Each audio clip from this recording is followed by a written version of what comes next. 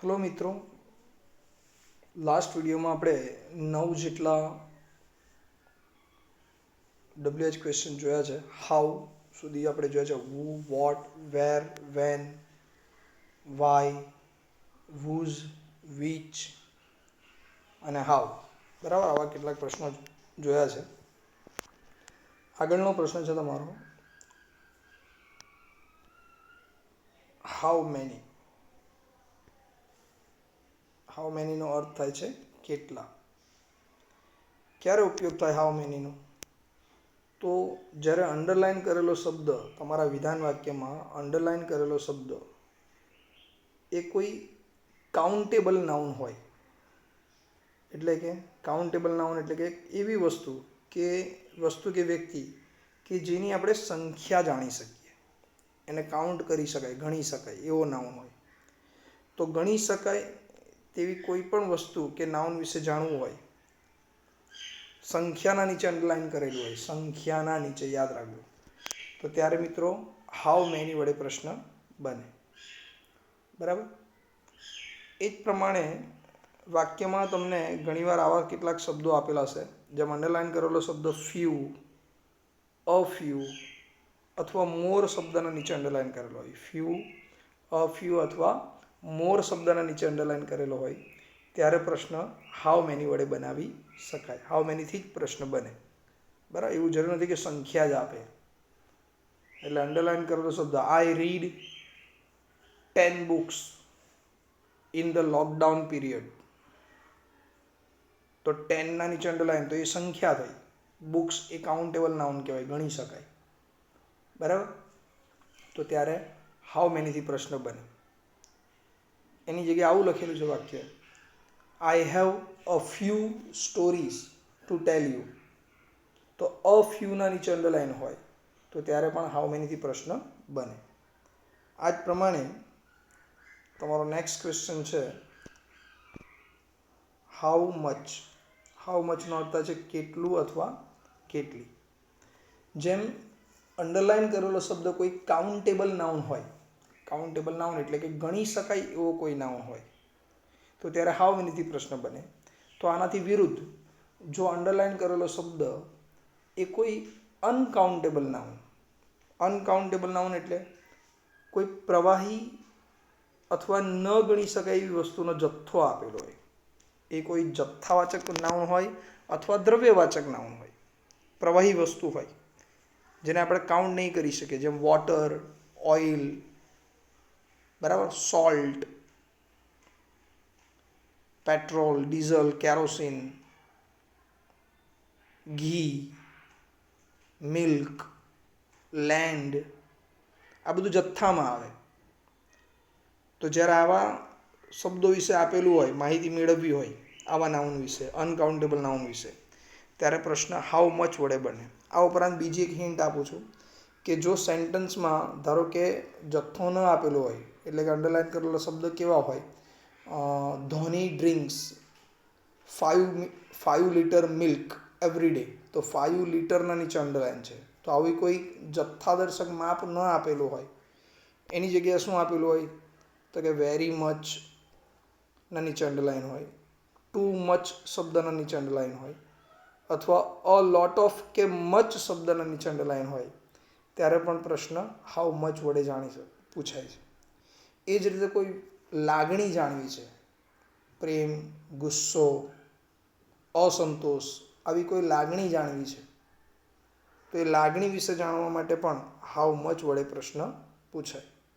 બરાબર, તો પ્રવાહી દર્શક શબ્દોના નીચે એ જથ્થા વિશે જાણવું હોય, ન ગણી શકાય એવી વસ્તુ વિશે જાણવું હોય, કે વેરી મચ, કે ટુ મચ, કે અ લોટ ઓફ, કે મચ જેવા શબ્દોના નીચે અંડરલાઇન હોય, કે લાગણી વિશે જાણવું હોય, ત્યારે હાઉ મચ વડે પ્રશ્ન પૂછાય.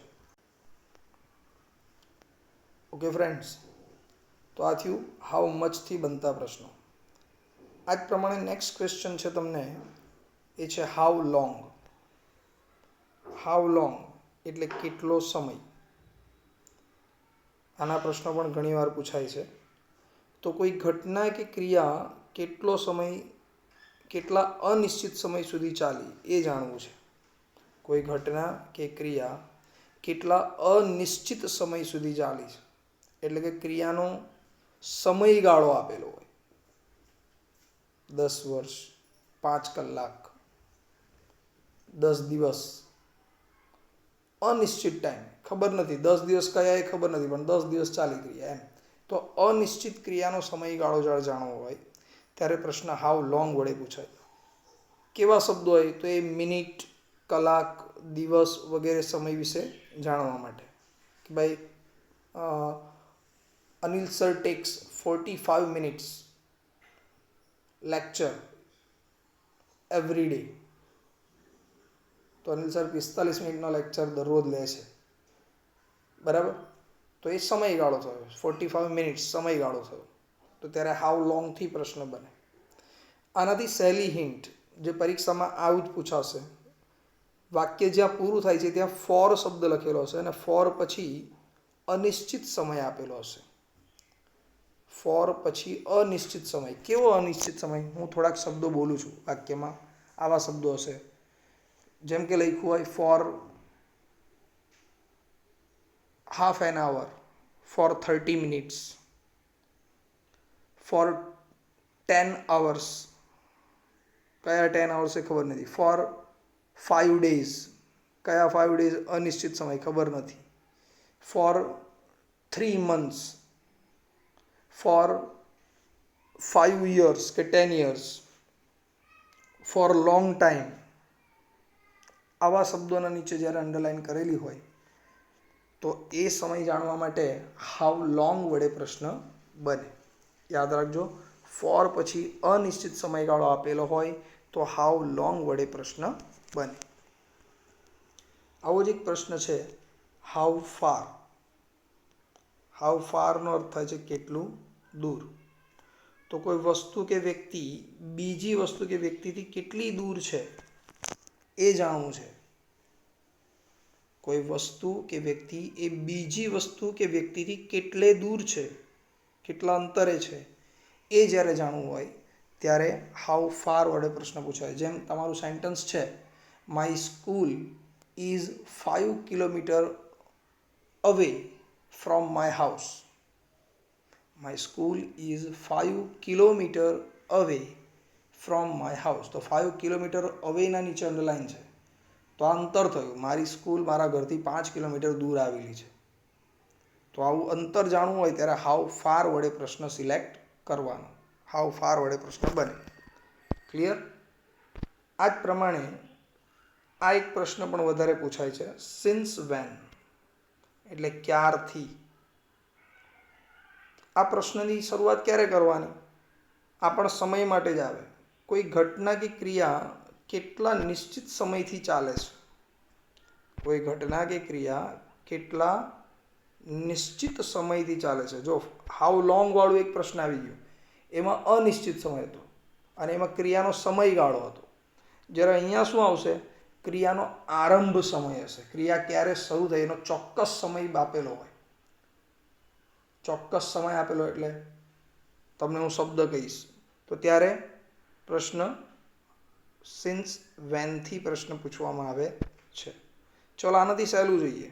મોટા ભાગે તમને વાક્યમાં આવું આપેલું હશે, વાક્યની અંતે સિન્સ શબ્દ આપેલો હશે અને સિન્સ પછી એક નિશ્ચિત સમય હશે. સિન્સ પછીનો નિશ્ચિત સમય કયો? કેવા શબ્દો હશે? તો આવું લખેલું હશે, સિન્સ 9 o'clock, ચોક્કસ સમય 9 વાગે. સિન્સ મંડે, સોમવારથી, ચોક્કસ સમય આવ્યો. સિન્સ જાન્યુઆરી, તો જાન્યુઆરી મહિનાથી, ચોક્કસ સમય આવ્યો. સિન્સ 2010, 2010થી નિશ્ચિત સમય આવ્યો, બરાબર. સિન્સ માય બર્થ, મારા જન્મથી. Since I failed in standard 11, હું 11મા ધોરણમાં નાપાસ થયો ત્યારથી, તો નિશ્ચિત સમય છે, બરાબર. તો આવા શબ્દોના નીચે જો અંડરલાઈન કરેલી હોય તો ત્યારે પ્રશ્નની શરૂઆત કોનાથી કરવાની? સિન્સ વેન વડે કરવાની. આ બરાબર યાદ રાખજો. ઓકે મિત્રો, એ જ પ્રમાણે આગળનો પ્રશ્ન છે હાઉ ઓફન. હવેનો પ્રશ્ન છે હાઉ ઓફન, એટલે કે કેટલી વાર, બરાબર. કોઈ ઘટના કે ક્રિયા કેટલી વાર થઈ એ જાણવું છે. કોઈ ઘટના કે ક્રિયા કેટલી વાર બની. નોર્મલી આવા વાક્યમાં અંડરલાઇન કરેલા શબ્દો હોય 2 ટાઈમ્સ, 3 ટાઈમ્સ, ટ્વાઇઝ, થ્રાઇઝ, 4 ટાઈમ્સ, આવા શબ્દોના નીચે અંડરલાઇન હોય તો ત્યારે હાઉ ઓફન વડે પ્રશ્ન પૂછવાનો, સિલેક્ટ કરવાનો. આ ઉપરાંત એક ઇઝી હિન્ટ એવી છે કે મોટાભાગે એવું પેલું 2 ટાઈમ્સ, 3 ટાઈમ્સ આવા શબ્દો નહીં આપેલા હોય તો એની જગ્યાએ અંડરલાઇન કરેલો શબ્દ શું હોય? Always, never, often, sometimes, usually, frequently. આવા ક્રિયા કેટલી વાર બની એવા સમય દર્શાવતા શબ્દો આપેલા હોય તો ત્યારે તમારે હાઉ ઓફન વડે પ્રશ્ન સિલેક્ટ કરવાનો. હાઉ ઓફન વડે ત્યારે પ્રશ્ન બને. ઓકે ફ્રેન્ડ્સ, તો અહીંયા બધા જ પ્રશ્નો મેં સમજાવી દીધા તમને.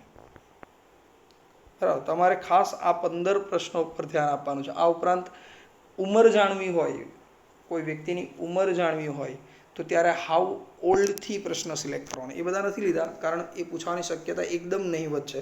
કદાચ પૂછાયું તો યાદ રાખવાનું. હાઉ ઓલ્ડથી પ્રશ્ન બને. બરાબર, એ જ પ્રમાણે કોઈ ઊંચાઈ આપેલી હોય, જેમ પર્વતની ઊંચાઈ આપી છે, બિલ્ડિંગની ઊંચાઈ આપી છે, તો ત્યારે હાઉ ટોલ. ઊંચાઈ આપેલી હોય ત્યારે પ્રશ્ન કોનાથી બને? How toll.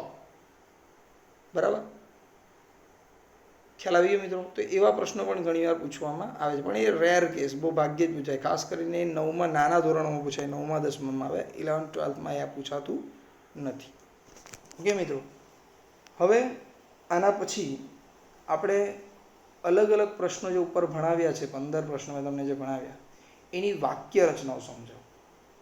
હવે જ્યારે વાક્ય રચના સમજાવીશ ને ત્યારે કેટલાક WH પ્રશ્નો એવા છે કે જેમની સેન્ટન્સ પેટર્ન એટલે કે WH પ્રશ્નની વાક્ય રચનાઓ સરખી જ આવે.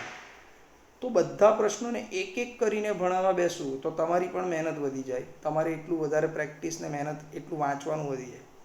એની જગ્યાએ મેં શોર્ટકટ કેટલીક રીતો બનાવી છે, કેટલીક વાક્ય રચનાઓ બનાવી છે. શોર્ટકટ એટલે જે સમાન વાક્ય રચના હોય એવા શબ્દોને મેં ભેગા કરી દીધા છે. એવા WH પ્રશ્નોને ભેગા કરી દીધા. કારણ આપણે જાતે તો પ્રશ્ન બનાવવાનું આવવાનું જ નથી, તમારે તો સિલેક્ટ જ કરવાનું છે. પણ વાક્ય રચના એટલા માટે યાદ રાખવાનું કે ઘણીવાર એક જ સરખા શબ્દવાળા 2 કે 3 વિકલ્પ પણ આવે.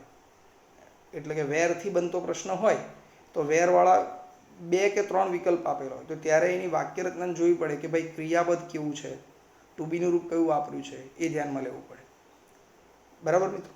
તો હવે આગળ આપણે એક એક કરીને એની વાક્ય રચનાઓ જોઈએ. સૌથી પહેલાં તમે જોઈ શકો છો હુની વાક્ય રચના. હવે હું તમને ઉપર જે કોષ્ટક તમે જે બનાવ્યું છે, જે સમજાવ્યું છે મેં, હું એ પણ તમને ફરીથી યાદ કરાવતો જઈશ. નિયમો જોજો, ફરીથી યાદ કરતો જઈશ. હુથી પ્રશ્ન ક્યારે બનાવવાનો, ક્યારે સિલેક્ટ કરવાનો? તો જ્યારે વાક્યની શરૂઆતમાં અંડરલાઇન હોય અને અંડરલાઇન કરેલો શબ્દ એ સજીવ કરતા હોય. વાક્યની શરૂઆતમાં અંડરલાઇન હોવી જોઈએ અને અંડરલાઇન કરેલો શબ્દ એ સજીવ કરતા હોય ત્યારે પ્રશ્ન હુથી બને. તો હુનું વાક્ય કેવું બનશે, કેવો પ્રશ્ન હશે? તો પહેલાં વાક્યની શરૂઆતમાં WHO હુ આવે. બરાબર,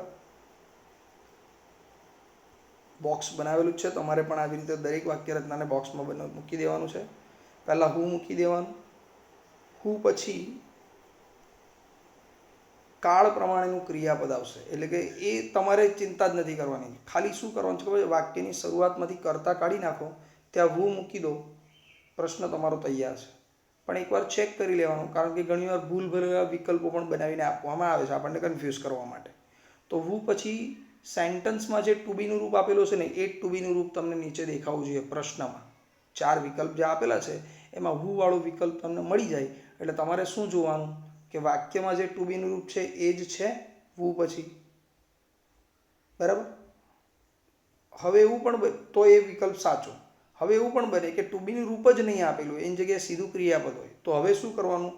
તો કે હુ પછી યાદ રાખવાનું છે તમારે. હુ પછી ક્યારેય ડુ, ડસ કે ડીડ આ ટુ બીના રૂપોનો ઉપયોગ થતો નથી. હુ વાળા પ્રશ્નમાં ટુ બીના રૂપ તરીકે ડુ, ડસ કે ડીડનો ઉપયોગ થતો નથી. હુ પછી તરત જ શું આવવું જોઈએ? તો કે કાળ પ્રમાણે ક્રિયાપદ. એટલે કે ભૂતકાળનું ક્રિયાપદ હોઈ શકે હુ પછી, સાદા વર્તમાન કાળના કોઈ ક્રિયાપદ હોઈ શકે, બરાબર, મૂળ ક્રિયાપદ હોઈ શકે. ચાલુ વર્તમાનકાળનું, પૂર્ણ વર્તમાનકાળનું, પૂર્ણ ભૂતકાળનું, ચાલુ ભૂતકાળનું, કોઈ પણ કાળનું વાક્ય આવી શકે છે.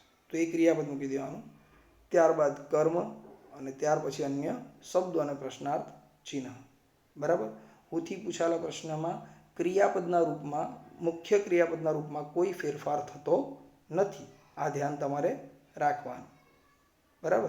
બીજું શું ધ્યાન રાખવાનું? ડુ, ડસ કે ડીડ આવતું નથી. Okay friends. તો આ થઈ વુની વાક્ય રચના.